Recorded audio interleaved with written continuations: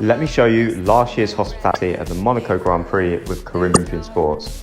Arrived on the Friday to a lovely yacht party, complimentary bar, a great atmosphere on board, lovely cuisine from Tom Kerridge and top class entertainment.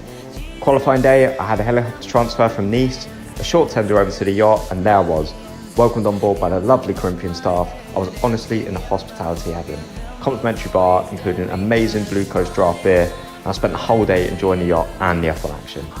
Race day, I was given access to a trackside suite, again a complimentary bar, plenty of photo opportunities by the track, and the food was, you guessed it, top quality. As for the views, you can't beat the grandstand at Monaco. It's worth noting that the package this year is completely reformed and it is going to be something special. Post-race day, I had access to the relaxed Anjuna beach party, and it was a chance to reminisce over an F1 experience I won't soon forget.